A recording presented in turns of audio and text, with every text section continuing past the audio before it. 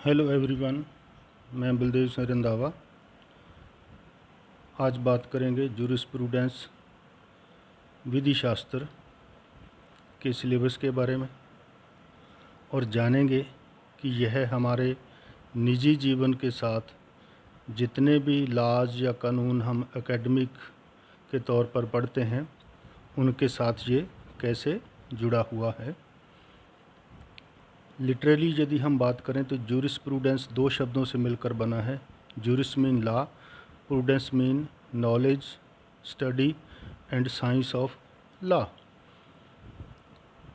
Introduction के बारे में ये है कि जूरिस्प्रूडेंस जो है वो बड़े प्राचीन काल से चलता आ रहा है, जिसकी हम स्टडी करते हैं हमारे सिलेबस में।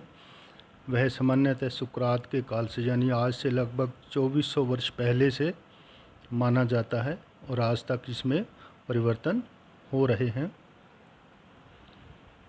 एकेडमिक के रूप में सभी यूनिवर्सिटीज़ के लॉ सिलेबस में, एलएलएम के सिलेबस में और जितने भी जुडिशरी से जुड़े हुए कंपटीशंस हैं सब में एक मेन पेपर के रूप में, सब्जेक्ट के रूप में हमें जूरिस्प्रूडेंस को पढ़ना और करना पड़ता है। जूरिस्प्रूडेंस क्या चीज़ है, इसको कैसे समझें? सादा शब्दों में यदि हम इसको समझें तो जो विधियाँ, जो लॉ, जो पॉजिटिव लॉ हम पढ़ते हैं वो सामान्यतः उसका एक बाहरी हिस्सा होता है जो फिज़िकल फॉर्म में कह सकते हैं या दिखने वाली एक फॉर्म के रूप में हमें नज़र आता है, लेकिन जो उसके पीछे फ़िलॉसफी है, जो सोच है, जो थिंकिंग है, वो जूरिस्प्रूडेंस कहलाती है या उसकी डेफिनेशन में आती है। इजी शब्दों में यदि हम समझें तो जो कंप्यूटर या एआई के गैजेट्स जितने भी हमें दिखते हैं उनका जो दिखने वाला हिस्सा है वो हार्डवेयर कहलाता है, लेकिन जिस तरह से कंप्यूटर या एआई गैजेट्स जो हैं वो सॉफ्टवेयर से चलते हैं, जूरिस्प्रूडेंस का भी रोल सभी लॉज में, सभी पॉजिटिव लॉज में और जुडिशल सिस्टम में वैसा ही है। हमारे धर्मों में जो हमें ओवरऑल धर्मों में मोक्ष प्राप्ति का जो साधन बताया जाता है, तो मोक्ष जहाँ तक धर्मों की पहुँच है वो मोक्ष तक है सभी की, तो वो जूरिस्प्रूडेंस का माना जा सकता है। श्री कृष्ण ने अर्जुन को जो गीता का सार बताया था वह भी जूरिस्प्रूडेंस की डेफिनेशन में आ सकता है। तो इस तरह से आप जान सकते हैं कि यह किस तरह से कितना इम्पोर्टेंट है हमारी डे टू डे लाइफ में और हमारे सभी सब्जेक्ट्स में। न केवल जूरिस्प्रूडेंस एक सब्जेक्ट है हमारे लिए, बल्कि यह दूसरे सब्जेक्ट्स के साथ या जितने भी लॉज हैं उनके साथ कैसे जुड़ा हुआ है, आइए इसको हम ब्रीफ में जानने की कोशिश करते हैं। सबसे फर्स्ट यूनिट में आप जो पढ़ते हैं ये लगभग सभी यूनिवर्सिटी में वैसा ही सिलेबस है, या हमने एमजीएस यूनिवर्सिटी का लिया है। तो सिंपली यदि हम ये कहें कि इंट्रोडक्शन, मीनिंग, डेफिनेशन वो अलग अलग हर एक ने बताई हुई है, हम ज़्यादा डिटेल में आज यहाँ नहीं जाएंगे। नॉर्म्स की बात करते हैं तो नॉर्म्स जिस तरह से हम रूल्स रेगुलेशन कहते हैं, जर्मन लोग रूल्स रेगुलेशन सामान्य नियमों को नॉर्म्स कहते हैं। तो क्या नॉर्म्स होंगे, क्या नॉर्मेटिव सिस्टम्स होंगे, इस तरह से इसको आप समझ सकते हैं। खेलों के नॉर्म्स क्या होंगे, खेलों के मानक नियम क्या हैं, भाषाओं के क्या हैं, धर्मों के क्या हैं, यूनियंस के क्या हैं, क्लब्स और कस्टमरी प्रैक्टिस के, यानी कुछ ना कुछ नियम, कायदे, कानून होंगे जो हमें एक सोसाइटी में रहने लायक बनाते हैं। और सोसाइटी में रहने के कारण हम यदि उन रूल्स को फॉलो करते हैं तो हमारी सोसाइटी सिविल बनी रहती है, सभ्य बनी रहती है और हमारी एक सोशल लाइफ जो है एक नियमित रूप से स्मूथली चलती है। तो इस तरह से आप समझ सकते हैं कि जूरिस्प्रूडेंस जो है वो हमारे लिए कितना महत्वपूर्ण है, हमें इंसान और इंसानों जैसा व्यवहार करने के लिए।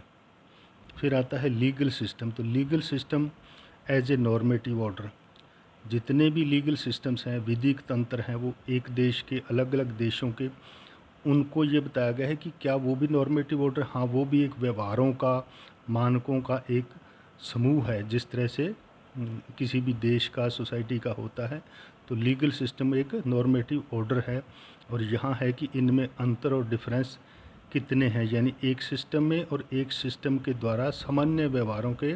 क्योंकि जब एक सोसाइटी होगी, एक देश होगा, एक कंट्री या स्टेट होती है, उस कंट्री के अपने नॉर्म्स होते हैं, जो लोग धीरे धीरे हमें कभी डर से, कभी सोसाइटी के डर से, कभी मोरल रूप से हम उनको फॉलो करते हैं, और फॉलो करते करते हम एक तरह से सभ्य हो जाते हैं, और वही नियम जो है हमारे व्यवहार का हिस्सा बन जाते हैं। तो हम कहते हैं कि हम रूल्स फॉलो कर रहे हैं, जाने अनजाने भी। इस तरह से आप इसको समझ सकते हैं कि नॉर्म सिस्टम या नॉर्मेटिव सिस्टम किस तरह से काम करता है, मानक तंत्र या एक नियमों का समूह किस तरह से काम करता है। फिर आता है लॉ, कानून क्या है, nature and definition given by different jurist. तो कानून क्या है, ये प्राकृतिक काल से, सुकरात के समय से ही चलता आ रहा है, जो हमारे सिलेबस में है। वैसे हमारे देश में तो ये बहुत प्राचीन काल से है, सभी देशों में है कि कानून क्या है।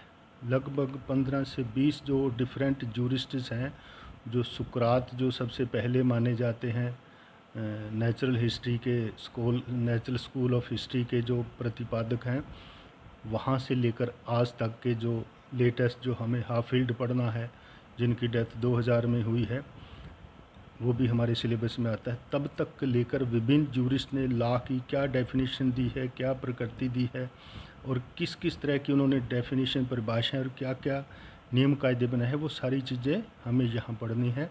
और इन चीज़ों को पढ़ते हुए ही हमारा जो लीगल बिहेवियर है वो कंट्रोल होता है।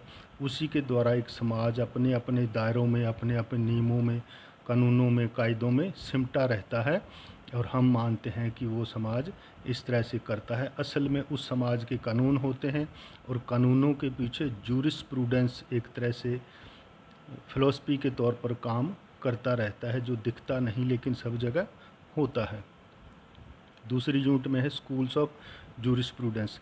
तो ये एक तरह की थॉट्स हैं, जिस तरह से एक तरह के सोचने वाले जो दार्शनिक थे, जो जूरिस्ट थे, उन्होंने एक तरह की सोच रखी, तो विभिन्न ग्रुप समूह बन गए, जिन्हों की कानून के बारे में, लॉ के बारे में, विधियों के बारे में, जुडिशल सिस्टम के बारे में, लोगों की सोच पर उसका क्या असर होगा, लोगों के जीवन पर क्या असर होगा, तो इस तरह से वो एक समूहों में बंट गए। तो इस तरह से विभिन्न तरह के 4-5 समूह जो बन चुके हैं, उनके बारे में, और उन समूहों को बनाने वाले वैज्ञानिक कौन हैं, जूरिस्ट कौन है, उनके समर्थक कौन हैं, और उनकी क्या क्या खूबियाँ, क्या क्या कमियाँ हैं, वही हमें यहाँ पूरा पढ़ना है। ये मुख्य रूप से 5 प्रकार के हैं। एनालिटिक पॉजिटिविज्म, जो ऑस्टिन और जो बेंथम और ऑस्टिन का इसके मेन स्कॉलर माने जाते हैं। नेचुरल लॉ स्कूल, जो सबसे ओल्ड स्कूल है, जिसके सुकरात, प्लेटो और अरिस्टोटल माने जाते हैं, ये सबसे प्राचीन स्कूल भी माना जाता है। हिस्टोरिकल स्कूल, जिसके सेमिगनी वगैरह माने जाते हैं, ये हिस्टोरिकल स्कूल है। ऐतिहासिक स्कूल ऑफ जूरिस्प्रूडेंस, ये जो कहते हैं कि कानून या लॉ कहीं बनता नहीं है, बल्कि सोसाइटी के अंदर ही होता है, जिसको हमें खोजना होता है। सोशियोलॉजिकल स्कूल्स हैं, जिसके रॉस्को पाउंड जो है इसके मेन समर्थक हैं, जिसको हम पढ़ना होता है। इकोनॉमिक इंटरप्रिटेशन ऑफ लॉ, ये एक तरह की मार्क्सवाद से भी जुड़ा हुआ है, जो ये बताता है कि पूंजी का, धन का, कानूनों पर, उसके लेवल पर, उसके मान्यताओं पर क्या असर पड़ता है, तो इसको भी आपको पढ़ना है। फिर आता है रियलिस्ट स्कूल, ये कहते हैं यथार्थवाद, यानी जो वास्तव में है, जो है लॉ एज इट इज़, इसको इस तरह से ये मानते हैं कि जो कानून हमारे सामने है, जिस तरह से है, हमें उसी को ही वैसे ही मानना है, ना कि हमें ये मानना है कि कानून कैसा होना चाहिए। जो कानून वर्तमान में है और जिस तरह से वो काम करता है, उसी तरह से उसको हमें पढ़ना और स्टडी करनी होती है। इस स्कूल के जो जेरोम फ्रैंक जो सबसे लेटेस्ट हैं, वो कहते हैं कि जज ने नाश्ता क्या किया था उस दिन, उसका भी उसके फैसले पर असर पड़ता है, यानी इतना ये यथार्थवादी खुद को मानते हैं। फिर इंडियन जूरिस्प्रूडेंस, भारत का दर्शन शास्त्र या भारत का विधि शास्त्र क्या है, और इसका ओरिजिन कब हुआ, इसकी प्रकृति क्या है, और ये धर्म से कैसे जुड़ा हुआ है। तो प्राचीन भारत में या भारत में शुरू से ही जो जूरिस्प्रूडेंस है उसको या लॉ को एक राजा की इच्छा माना जाता है, यानी राजा का धर्म माना जाता है। तो इसीलिए लोग भी वैसे ही हो गए। तो हमारे यहाँ तो प्राचीन काल से ही ये माना जाता है, ऋषियों मुनियों ने नैतिक नियमों से और नैतिक रूप से करते हुए कानून बना है। तो हमारे यहाँ षड दर्शन नाम की एक परंपरा है कि 6 दर्शन कौन से हुए हैं। तो जो न्याय दर्शन है उसके प्रतिपादक गौतम ऋषि हुए हैं, जिनकी पत्नी अहिल्या थी और जिसके कारण ये हम जानते हैं कि युग भी बदला गया। तो प्राचीन काल से हमारे यहाँ सबसे प्राचीन जो धर्म ही कानून और कानून ही धर्म माना जा रहा था। तो इस तरह से हम इसको यहाँ स्टडी कर सकते हैं कि ये कैसे जुड़ा हुआ है। तीसरी यूनिट जो है वो आपकी है कि पर्पज़ ऑफ लॉ का उद्देश्य क्या है। तो ये बताता है कि सबसे ज़्यादा जो इसका पर्पज़ है कि कानून का राज स्थापित करना। यदि कानून होंगे तो लोग उसको फॉलो करेंगे, वो सभ्य बने रहेंगे, एक दूसरे को बिना वजह तंग नहीं होंगे। तो एक कोई राज्य, कोई देश, कोई समाज शांति का व्यवहार करेगा। इसी को कहते हैं कानून के शासन या राम राज्य की स्थापना। जस्टिस क्या है, न्याय क्या है। तो कानून जो है वो एक पॉजिटिव लॉ होता है जो कोई सोवेरियन पावर बनाती है, और जो कोर्ट्स हैं, जो अथॉरिटीज़ हैं, वो उनका सहारा लेकर जो लोग वायलेट करते हैं लॉ को, उनके खिलाफ जस्टिस प्रदान किया जाता है। तो लॉ और जस्टिस एक दूसरे से जुड़े हुए हैं कि लॉ वो है जो पॉजिटिव लॉ का है, जो सोवेरियन पावर द्वारा बनाया गया होता है, और जस्टिस वो है जो उससे कोर्ट्स या दूसरे लोग उसको लोगों को डिलीवर करते हैं। मीनिंग एंड काइंड्स इसको आप पढ़ सकते हैं। इसको इस तरह से जाने कि यूरोपियन कंट्रीज़ जो हैं वो जस्टिस एंड लॉ को लगभग एक जैसा मानती हैं, लेकिन एंग्लो सैक्सोन कंट्रीज़ जो हैं वो जस्टिस एंड लॉ को अलग अलग मानती हैं। तो इनको क्योंकि सबका उद्देश्य एक ही है, लॉ को फॉलो करना और जस्टिस डिलीवर करना, लेकिन इसके लिए जो अप्रोचेज हैं, जो रास्ते हैं, वो अलग अलग तरह के हो सकते हैं। तो इस तरह को भी अपने को पढ़ना है। फिर आता है power of Supreme Court of India to render complete justice. Constitution of India के आर्टिकल 142 के द्वारा भारत के सुप्रीम कोर्ट को ये सुप्रीम पावर दी गई है कि वो किसी भी मैटर को फाइनल एंड फुली डिसाइड करने के लिए इस आर्टिकल के तहत ऑर्डर जारी कर सकता है। तो बाबरी मस्जिद मामले में क्लियरली सुप्रीम कोर्ट ने ये कहा कि इस फैसले के बाद ये मामला पूरी तरह से ख़त्म माना जाएगा। तो यानी 142 का यहाँ उन्होंने सहारा लिया, और भी इस तरह के मामले हो सकते हैं। फिर आता है फेमिनिस्ट जूरिस्प्रूडेंस। इसको नारीवादी जूरिस्प्रूडेंस, नारीवादी विधि शास्त्र भी कहते हैं। वैसे ये जेंडर इक्वालिटी पर काम करता है कि भेदभाव ख़त्म किया जाए, लिंग भेदभाव ख़त्म किया जाए। तो सोर्स ऑफ लॉज हैं, विधि के सोर्सेज क्या हैं। तो कस्टम है, लेजिस्लेशन है, जुडिशियल प्रेसिडेंट्स हैं जिसको पूर्व न्याय कहते हैं, पूर्व निर्णय कहते हैं, एंड जूरिस्टिक राइटिंग्स जो पुराने अच्छे जूरिस्टिक की लिखी हुई किताबें हैं, उनके दिए गए थॉट्स हैं, उनका इस्तेमाल भी किया जाता है। हालांकि ये एक फॉर्मल लॉ नहीं होता, ये इनफॉर्मल होता है। फॉर्मल लॉ वो होता है जो सोवेरियन पावर द्वारा बनाया गया हो। फिर आता है कंसेप्ट ऑफ स्टेयर डिसीसिस। ओबिटर स्टेयर डिसीसिस में निर्णीता अनुसार, जिसको प्रेसिडेंट से कि पूर्व निर्णय पर डटे रहो, पूर्व का निर्णय पर करो। लेकिन भारत में ये माना जाता है कि पुराने निर्णय को मानो भी, लेकिन उसको फैक्ट्स के आधार पर। ओबिटर डिक्टा होता है फैसला लिखने का तरीका, एक उसमें जब के प्रसंग में कोई चीज़ जोड़ी जाती है। एंड रेशियो डिसेंडेंडाई यानी रीजन्स ऑफ डिसीजंस। तो यहाँ ये जो पार्ट है ये आपका जुडिशियल एडमिनिस्ट्रेशन सिस्टम से जुड़ा हुआ है। जब फैसला लिखाते हैं जज तो इस तरह से लिखते हैं, और साथ में ये एडमिनिस्ट्रेटिव लॉ का भी है, जो आपका एक पेपर है एडमिनिस्ट्रेटिव लॉ है, उससे भी ये जुड़ा हुआ हिस्सा है। तो फोर्थ यूनिट जो आपकी है वो है व्यक्ति, पर्सन्स। पर्सन क्या है। जब आप इंटरनेशनल लॉ या ह्यूमन राइट्स पढ़ते हैं तो वहाँ जो शब्द आता है ह्यूमन आता है, लेकिन यहाँ पर्सन आ रहा है। तो पर्सन का मतलब व्यक्ति है। वो जो ह्यूमन था वो लिविंग ह्यूमन है, लेकिन पर्सन जो है ये दोनों को इंक्लूड करता है। इसमें लिविंग और नॉन लिविंग दोनों आते हैं, पर्सन की डेफिनेशन यहाँ आप वही पढ़ सकते हैं, समझ सकते हैं जो आईपीसी की सेक्शन 11 में दी गई है। यानी उसमें पर्सन ह्यूमन और नॉन ह्यूमन दोनों ही इंक्लूड हो गए। तो ये बताता है कि एक व्यक्ति की पर्सनालिटी क्या है, उसका स्टेटस क्या है, उसके अधिकार क्या हैं, उसके विधिक तरीके क्या हैं इस व्यक्तित्व को पाने के। तो सिंपली यदि एक उदाहरण से आप समझें तो पर्सन यहाँ जो है वो व्यक्ति है। आप सेक्शन 312 से 312 से 316 आईपीसी जो पढ़ते हैं, एबॉर्शन वाला हिस्सा, वहाँ आप पढ़ते हैं कि वहाँ जो एबॉर्शन की जो सज़ा है वो उसमें डिफ़ाइन की गई है 312 से 316 में। तो वहाँ ह्यूमन की हत्या नहीं मानी जाती, वहाँ व्यक्ति की मानी जाती है। और इसीलिए यदि एबॉर्शन के वक्त किसी की मृत्यु होती है तो उन्हीं सेक्शंस में वो डिफ़ाइन किया गया जिसमें उसी में आएगा, दूसरे में नहीं आएगा।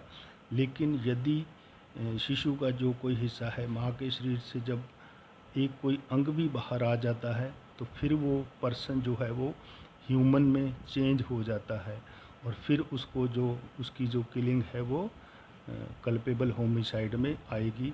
इस चीज़ को आप सेक्शन 299 के एक्सप्लेनेशन में भी देख सकते हैं। यानी पर्सन और ह्यूमन में क्या डिफरेंस रह जाता है और क्या होता है, ये यहाँ आपको समझना और करना है। और ये जो हिस्सा है आपका ह्यूमैनिटिक फोरम से और इंटरनेशनल लॉ से भी जुड़ा हुआ है, क्योंकि यहाँ ह्यूमन राइट और पर्सन को डिफ़ाइन किया गया है। फिर आता है idol and mosque, corporate personality, corporate sole, corporate aggregate. ये वाला जो हिस्सा है ये नॉन ह्यूमन पर्सन से जुड़ा हुआ है। तो ये जो आपका हिस्सा है ये कंपनी लॉ का सब्जेक्ट का जो आपका टॉपिक है, ये कंपनी लॉ से आप इसको पढ़ेंगे कि नॉन ह्यूमन बींग्स क्या हैं, कंपनियां क्या हैं, आइडल मॉस क्या हैं।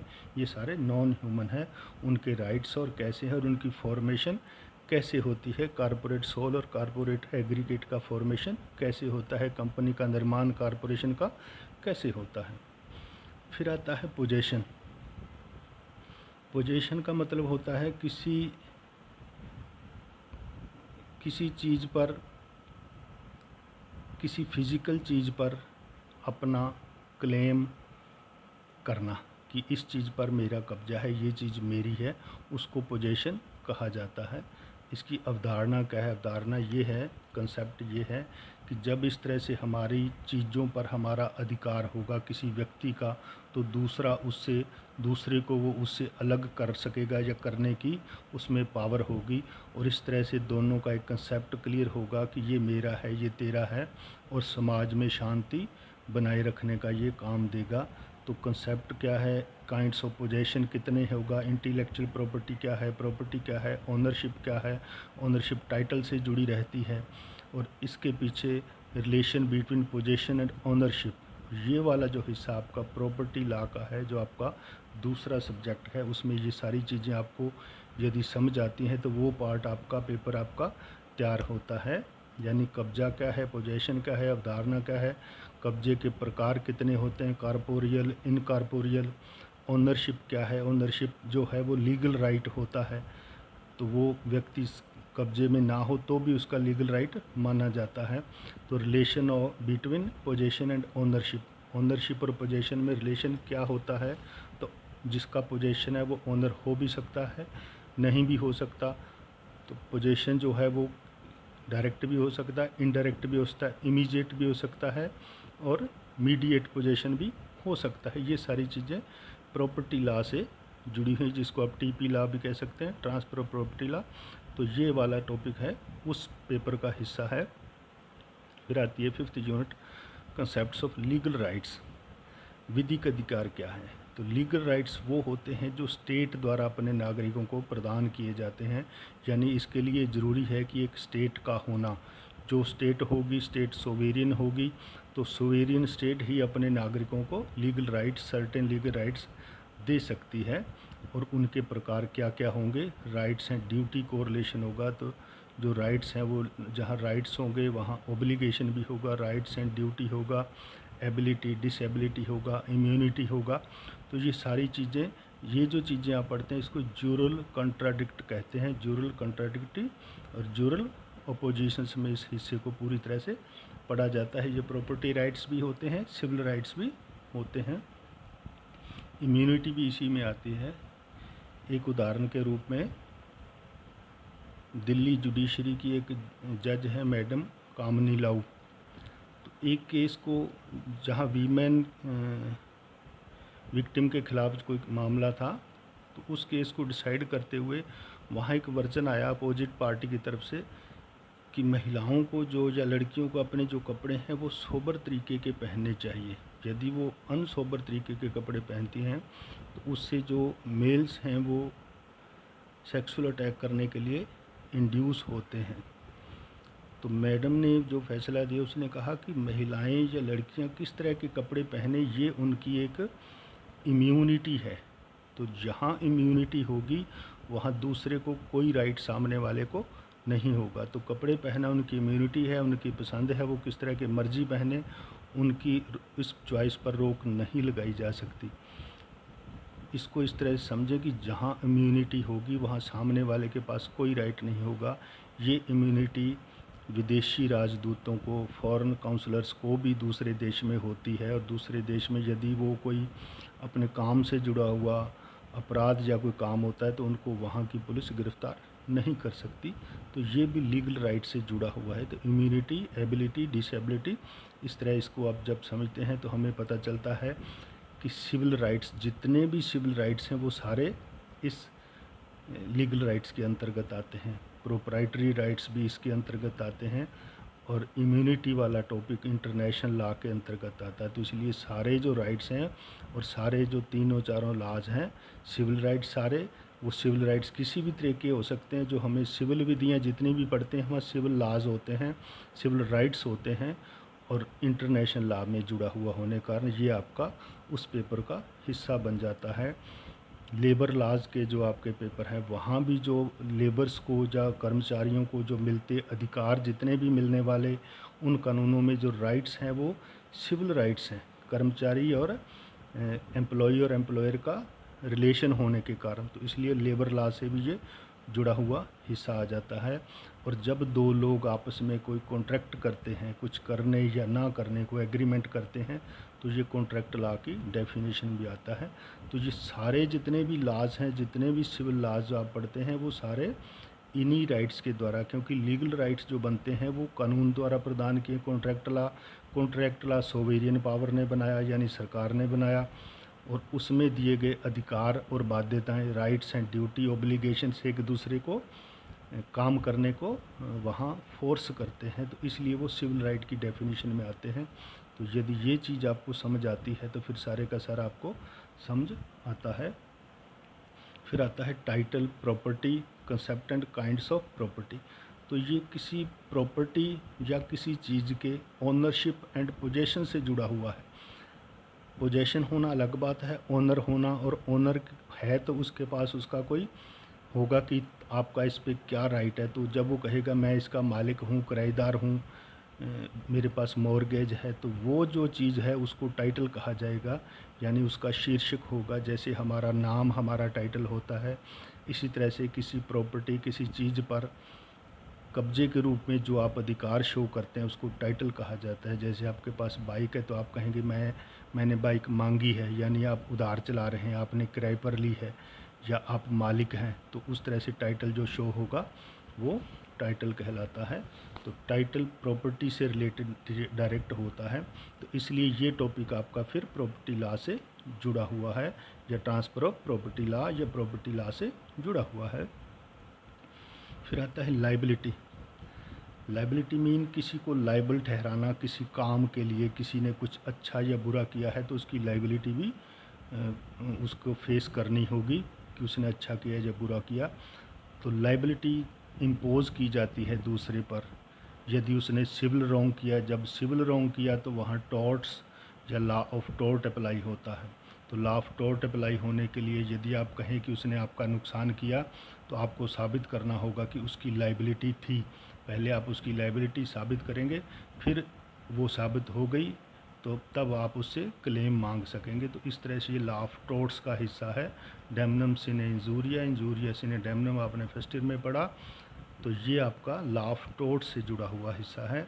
और दूसरा आ जाता है causation, mens rea, intention, motive, malice, negligence and recklessness, strict and vicarious liability, obligation, nature, kinds and sources of obligation.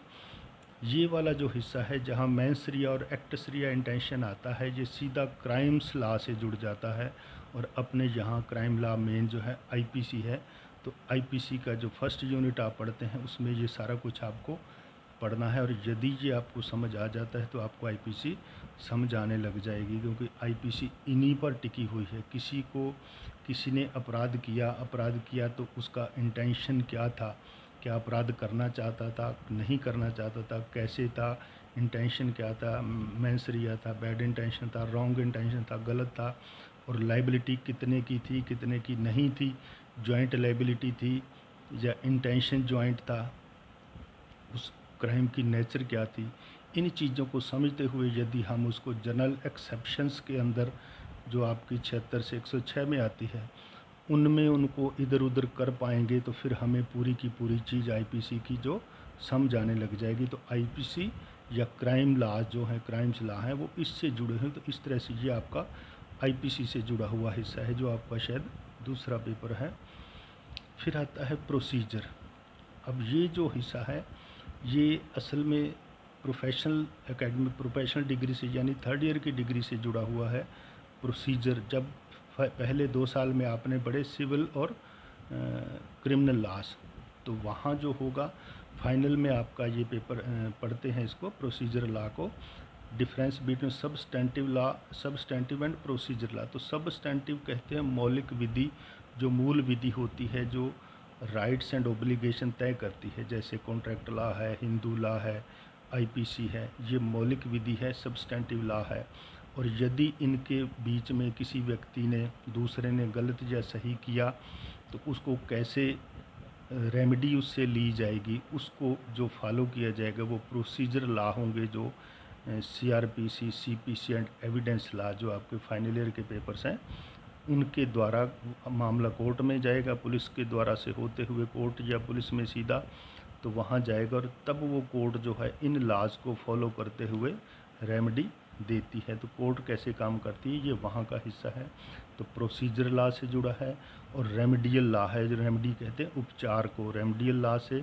और जब रेमेडी लेनी होती है तो हम नॉर्मल कोर्ट्स में भी जाते हैं और एडीआर भी अपनाते हैं। एडीआर है alternative dispute redressal forum. ADR वाला जो हिस्सा है ये आपका 9वें या 10वें पेपर जो है आपका IPIL वगैरह उससे जुड़ा हुआ है। तो पहले ये 9 पेपर ही थे, लेकिन ये एक बीच में एक इन्होंने 20 से 22 तक के लिए 10 पेपर कर दिए, इसलिए 10वां पेपर हो गया।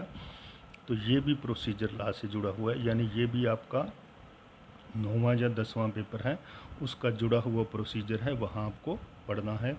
फिर है theory of punishment, administration of justice, capital punishment. तो कैपिटल पनिशमेंट कहते हैं डेथ सेंटेंस को, ये आपका आईपीसी से जुड़ा हुआ है। और दूसरी जो है ये हालांकि थर्ड ईयर में आपका एक सब्जेक्ट है क्रिमिनोलॉजी पेनोलॉजी, लेकिन ये है कि जब जस्टिस डिलीवर करना है तो सिविल में करना है तो एडमिनिस्ट्रेशन ऑफ जस्टिस कैसे तय किया जाएगा, और यदि किसी ने अपराध किया है तो उसको अपराध को कितना दंड किस फॉर्म में कितने रूप में दिया जाएगा, ये थ्योरीज ऑफ पनिशमेंट में पढ़ा जाता है। और इसी के साथ जुड़ा है कैपिटल पनिशमेंट। तो इस तरह से आप देखते हैं कि ये जो आपका पेपर है न केवल ये एक सब्जेक्ट है सिंपल जूरिस का खुद का, बल्कि ये जितने भी आपने पेपर्स पढ़ते हैं या नॉर्मल जीवन में हमारा है वो सब से ही जुड़ा हुआ है। जैसे सोशल और सोसाइटी लाइफ, जो सोशल लाइफ से है, लीगल बिहेवियर हम कैसे करते हैं, हम सभ्य कैसे बने रहते हैं, इससे जुड़ा हुआ है। फॉरेन और इंडियन जूरिस्प्रूडेंस कैसे है, ये सेकंड यूनिट में इसको आप देख सकते हैं। और इस तरह से जुडिशल एडमिनिस्ट्रेशन कैसे काम करता है अदालतें, और एडमिनिस्ट्रेशन लॉ वाला पेपर जो है वो आपका यूनिट 3 से जुड़ा हुआ है।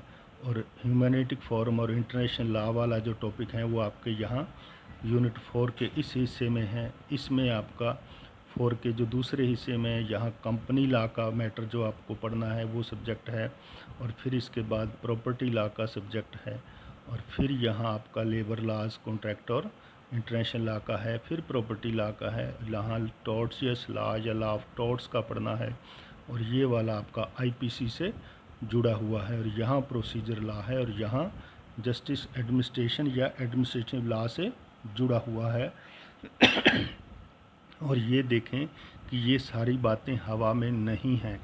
जितने जो आपके लीडिंग केसेज हैं, लीडिंग केसेज को आप देखें तो इस बार यूनिवर्सिटी ने हर जो केस ला है उसमें इसको अलग तरह से डिफ़ाइन करके आपको बताया है कि जब जजेज ने ये फ़ैसला दिया था तो उन्होंने इसके जूरिस्प्रूडेंस के कौन कौन से हिस्सों को कहाँ कहाँ से अपनाया और किस पेज पर उसका लिया गया। आप इसको आराम से देख सकते। नेचुरलाइज्ड ये देखिए, ये रोस्को पाउंड की सोशियोलॉजिकल जूरिस्प्रूडेंस है, एक गोपालन वाले मामले में है, ये तीसरे वाले में भी है। इस तरह से ये सारे आपके जो लीगल केसेज हैं, लीडिंग केसेज हैं, इसमें ये बताया गया है कि सुप्रीम कोर्ट ने जब ये फैसले दिए थे तो उन्होंने जूरिस्प्रूडेंस का इस्तेमाल कैसे किया था। तो इस तरह से आप इस पूरे पेपर को जब समझेंगे तो न केवल ये एक पेपर होगा बल्कि आपके इसके साथ दूसरे भी सारे पेपर जोड़कर आप पढ़ेंगे तो आपको इजीली ये समझ आएगा। अब एक छोटी सी बात और है कि आप यदि आप फर्स्ट ईयर, सेकंड या थर्ड ईयर में हैं तो मेरी जो सलाह है, आप जिस पर लगे हुए हैं पहले आप कम से कम इन्हीं पेपर्स को अपने को क्लियर करें। ख़ास तौर से फर्स्ट ईयर और सेकंड ईयर वाले। थर्ड ईयर वाले चाहें तो दूसरी तैयारी इसके साथ कर सकते हैं, लेकिन यदि फर्स्ट या सेकंड ईयर वाले इस तैयारी को छोड़कर इसके आपके 9 या 10 पेपर को समझना और करना, और इसके साथ यदि आप कहीं और हाथ पैर मारते हैं तो वो किसी भी तरीके से उचित नहीं कहा जाएगा, क्योंकि सिलेबस तो यही बहुत है। यदि इसी सिलेबस को आप पूरी तरह से समझ लें तो आपकी अच्छी परसेंटेज बनती है, और जब 80 परसेंटेज होगी, अच्छा स्कोर होगा, तभी आपको आगे जाने के लिए एक प्रोत्साहन मिलेगा। यदि एक हम कमज़ोर स्कोर कार्ड लेकर और फिर हम सोचें कि हम और आने वाले, तो यहाँ आपके लिए फेलियर के चांसेस जो है वो बढ़ जाते हैं। तो मेरी सलाह है कि पहले इन पेपर्स को आप पूरी तैयारी से करें, और एग्ज़ाम्स जो है वो संभवतः जुलाई एंड में या जुलाई अगस्त के शुरुआत में होने की पूरी संभावना है। Okay, thank you. फिर मिलते